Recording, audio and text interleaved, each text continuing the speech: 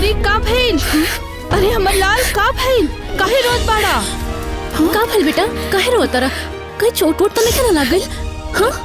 अरे का भइल? रोत काहे बाड़ा? केहू मरलस त ना बाबू? कहीं गिर त ना गइला? हाँ, भूख लागल बा, चला तोहरा के खाना खिया दी। ना ही हमरा के भूख लगल बा और ना ही हमरा के केहू मरले बा और ना ही हमरा चोट लागल बा। तो हमर लाल रोत काहे बाड़ा? हाँ? दादी पहले तो हमरा के ही बतावा कि हमार असली माई के हई। हमार असली माई मम्मी है कि छोटी मम्मी?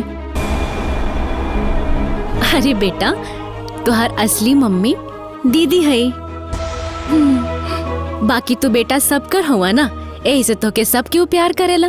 अब चुप हो जा, मत रो। अरे तू हमार बेटा बड़ा बाबू, हमार बेटा। आवा, हम तोहर मम्मी है। हम एकरा की बात के बतावलस, कहीं छुटकी था। छोटी मम्मी हमार असली मम्मी के बाड़ी? अरे बाबू, हम सच कहता नहीं, तुहार असली मम्मी हम बानी। हाँ बेटा, तोहर असली मम्मी तोहर छोटी मम्मी बाड़ी। ना बाबू ना, तोहर असली मम्मी हम बानी। ये लोग तोहरा के बहकावत बाटे। ना बाबू, हम सच कहता नहीं, तुहार असली मम्मी हम बानी।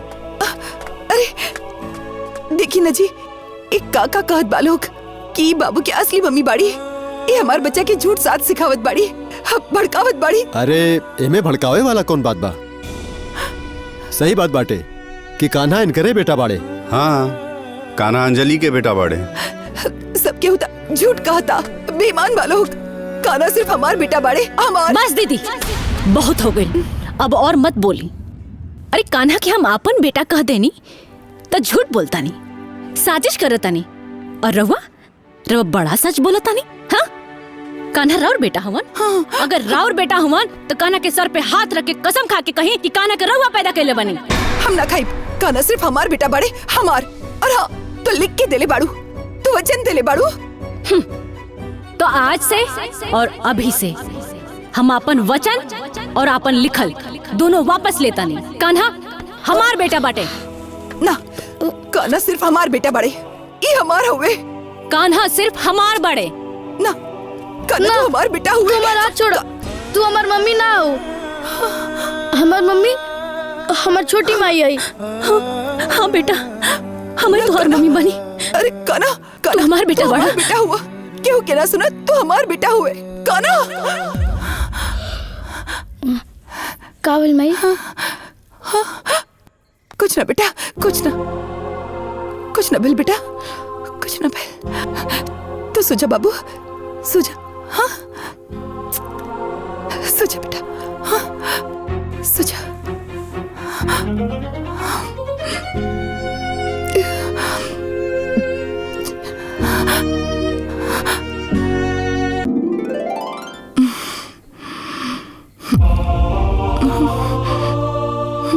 कान्हा, कान्हा, कान्हा, कान्हा। हमार प्यारी छोटी माँ। इन्हें आवा, चला। तोरा के स्कूल जाए में देरी होता ना, हम तोरा के तैयार कर देत बानी। हाँ? हाँ, बड़ी माँ, लेकिन छोटी माँ तो तैयार करते बाड़ी ना हमरा के। हाँ दीदी, हम तैयार कर देता नहीं। तू तो चुपे रह छुटकी, तोरा के पता बानू कि तू बीमार बाड़ू। बच्चा के पास ना रह के चाहिए। अरे कुछ हो हवा गई था। दीदी, दुल्हन, इका बोला तारो, कौन बीमारी भइल बा छुटकी के? जितना फिकर तोहरा के बाना लइका के, उतने फिकर ओकरो बा। कुछ भी हो जाए, बच्चा से दूर रहिए तो ठीक रही। चले बाबू, तैयार होके के बाना। चले चल अंदर, चला जल्दी। चल चल चल चल।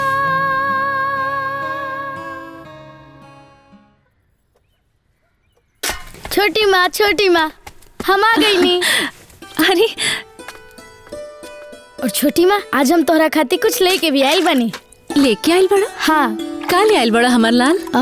दिखावा तो। ऐसे ना, पहले तो अपन आँख बंद करा, फिर हम तोहरा के दिखाई। अरे आँख बंद करी? हाँ। अच्छा ठीक बा। हाथ खोला। कहाँ? अरे कहाँ? बोला।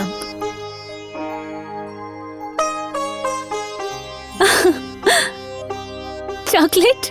हाँ। बाबू तू हमके कितना मानेला, कितना मानेला, कितना मानेला बाबू।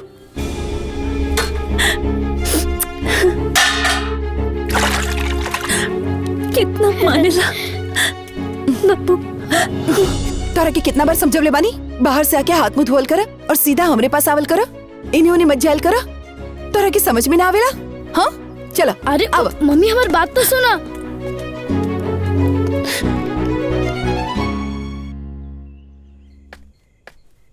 हमरो के भूख लागल बा, हमरो के खियावा ना। खियाई? अब बाबू ई झूठ बाटे। अरे तो का हो गई, हमरा खाए के बा, तू हमरा के खियावा। अरे तू दूसर जाके खा ला। जा मम्मी तो के खाना खिया दी है, जा उनके हाथ से खा ला। ना, हम तोहरे में खाई और तोहरे हाथ से खाई। अरे बाबू तू हमार बात माना ना, ई झूठा बाटे, हम कैसे खियाई तो के? हम जान गनी कि तू हमरा से ना प्यार करेलू, यही से तू हमरा के नहीं खियावत ना। ना बाबू, ना हमार लाल, तो से बहुत प्यार करीले। ऐसा मत कह, हम अब लाल से प्यार ना करब तो क्या करे से करब? हम तो से बहुत प्यार करीले। तो खियावा ना। हाँ बेटा, हम खियाए। अब बेटा।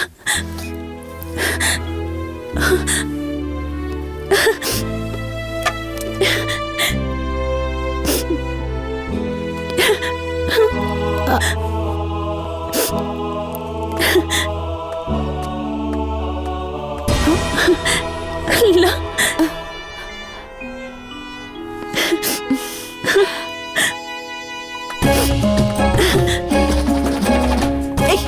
सुनो, तोरा के कितना बार समझवले बानी, केहू के झूठ नहीं के खाए के ना, तोरा के दूसर खाना ना मिलेला।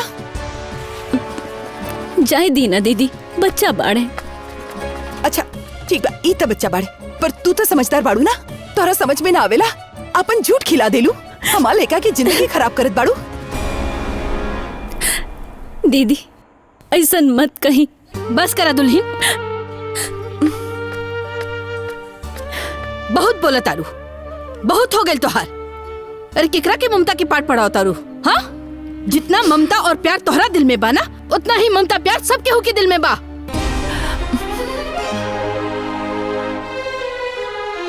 कान्हा ई घर के इकलौता चिराग है। केकरा के ममता सिखाओ तारू? ओकरा के जो अपन कोक सुना करके तोहरा के माई बने के हक देलस, ओकरा के बड़ी आइल बारू माई बने वाली। एगो माई के लड़का के प्यार खातिर तरसावत तारू। हाँ कांचा, माई एकदम सही कहता नहीं।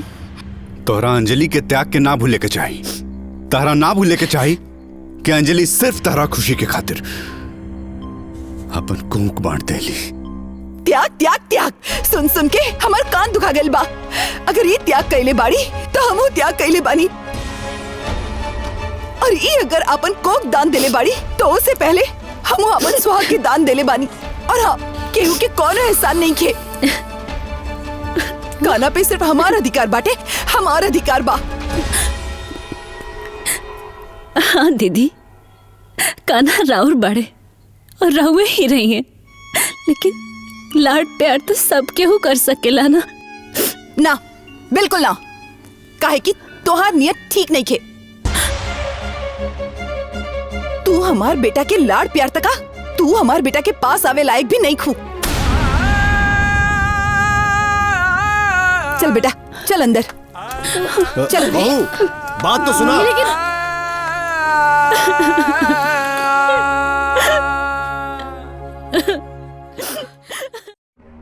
आदित्य बेटा, बड़ी बहू के समझावा कि घर के माहौल बिगड़त जात बाटे, ये लक्षण ठीक नहीं बा।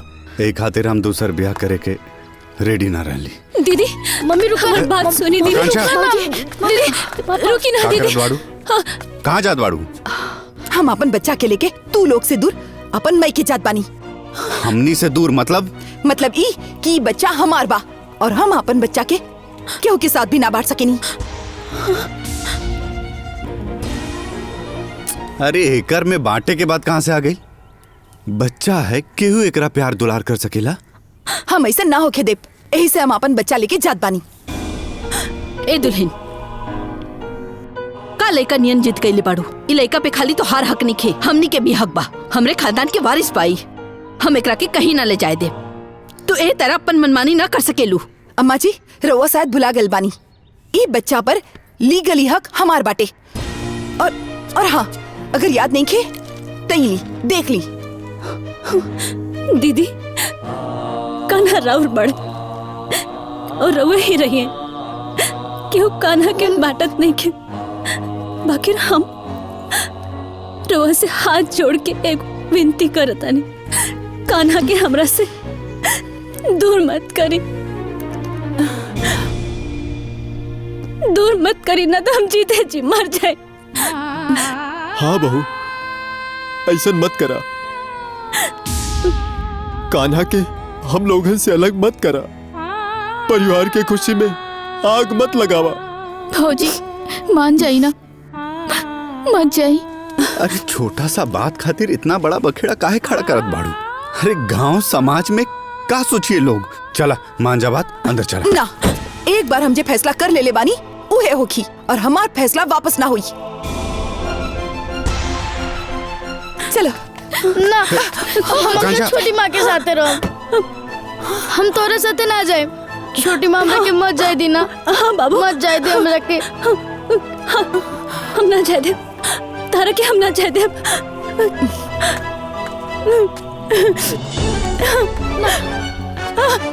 बाबू, छोटी माँ, छोटी माँ, बाबू, मम्मी, कान्हा, कान्हा।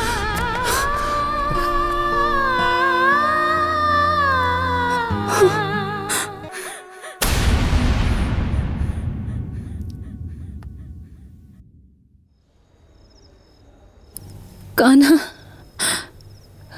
बाबू,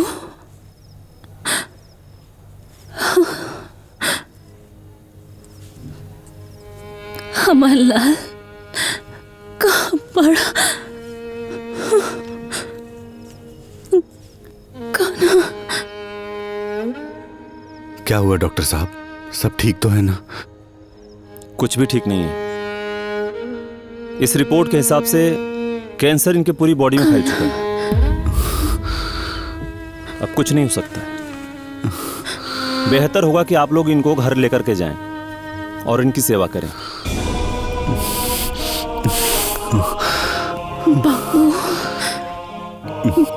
डॉक्टर साहब, कुछ तो उपाय होगा जिससे इनकी थोड़ी तकलीफ कम हो जाए। हाँ, एक काम करिए, एक बार इनको इनके बच्चे से मिलवा दीजिए, शायद तकलीफ थोड़ी कम हो जाए।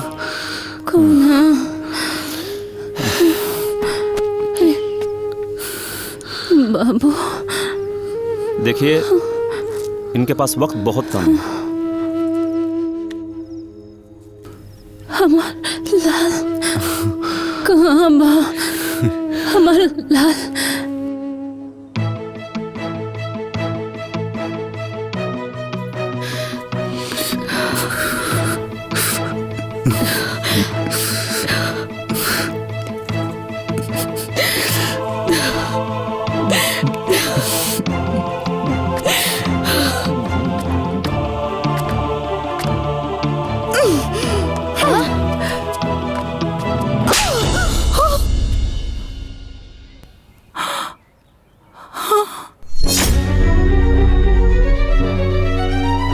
जाना माई तारा के माई बने के सौभाग्य देलस।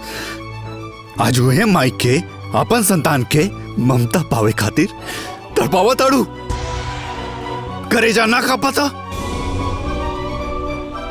अपना स्वार्थ में तू अंधी हो गई बाड़ू। सब खेल धरल भुला गिलू जे अपन को के उजाड़ के तोहरा गोद आबाद कर देलस। हर खुशी तारा के दे देलस। आज ओकरे जीवन में वो कतरा कतरा के खुशी खातिर मोहताज बाड़ी, सिर्फ तारा वजह से।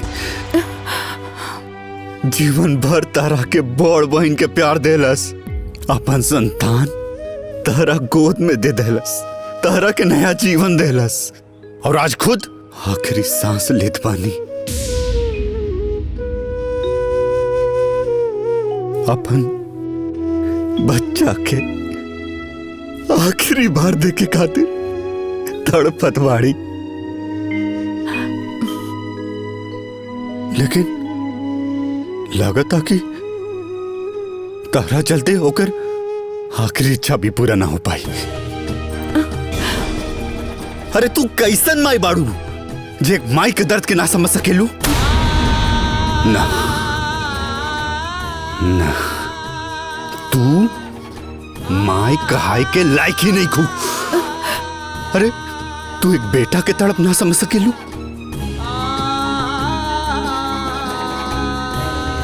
कैसन माई बाड़ी तू?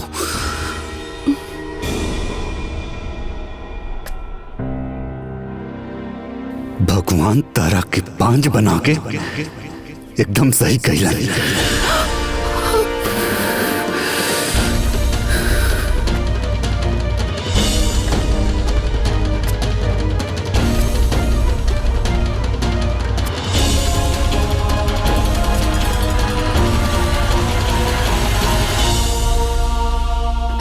कान्हा, कान्हा, हमारे कान्हा कहाँ बड़े? दुल्हन कान्हा दवा खा ला, तार पीड़ा ठीक हो जाए। हमार दवाई एक के बाटे आमा जी। कान्हा के देख ली तब हमार मन के सब पीड़ा दूर हो जाए आमा जी, दूर हो जाए। बस एक बार हमके हमरा कान्हा से मिलवा दी अम्मा जी। बस एक बार हम अपना कान्हा के एक झलक देख ली अम्मा जी। अम्मा जी। ए दुल्हन घबरा मत, आदित्य गई पड़े कान्हा के लिवे खातिर। कान्हा ना बस आते होके यहाँ के गल बनी लिया हमर कान्हा आवता, हमर लाल आवता, हमर कलेजा का टुकड़ा आवता, हमर लाल आवता रे। अब हम जी जाए बाबा जी, अब हम जी जाए। जी जाए हमारे बच्चा।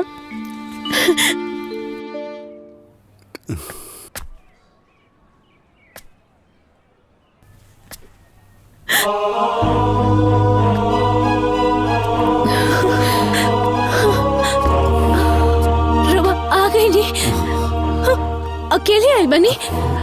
कान्हा कहाँ बड़े? कान्हा कहाँ बड़े? उनका कहना ले नहीं। हाँ कहाँ बड़े कान्हा? कान्हा कहाँ बड़े? बताए ना, उन्हें आइले। हाँ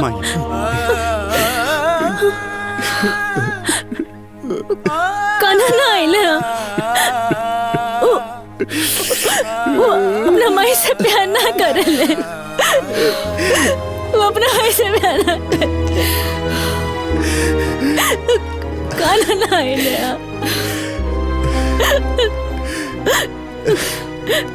कान्हा, कान्हा, कान्हा। अंजलि, अंजलि, उठा, अंजलि।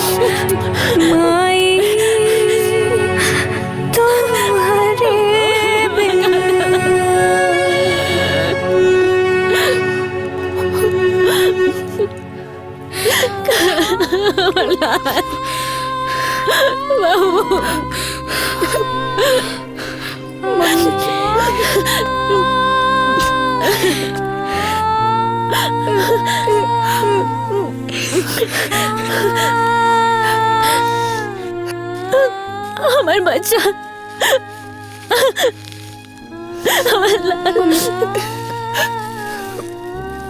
मम्मी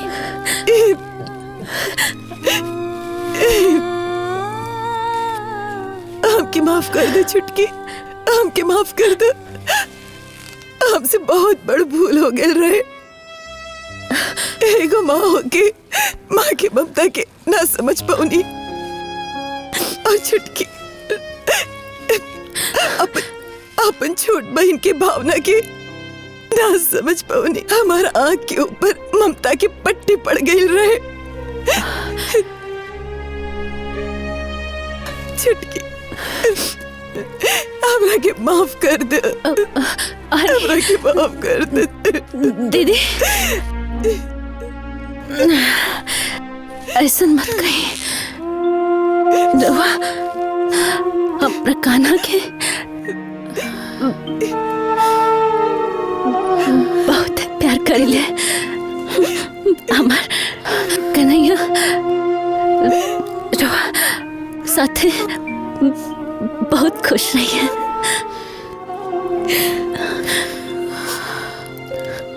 बहुत खुश रही है रवा।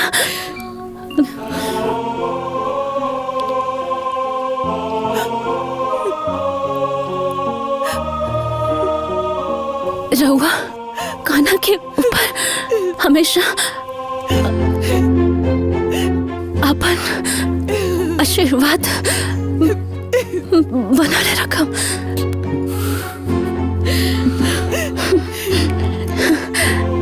बनाले रखम, बनाले रखम।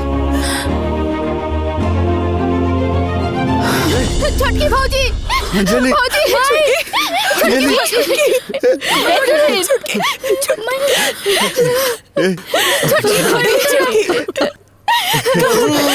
क्या हो गई?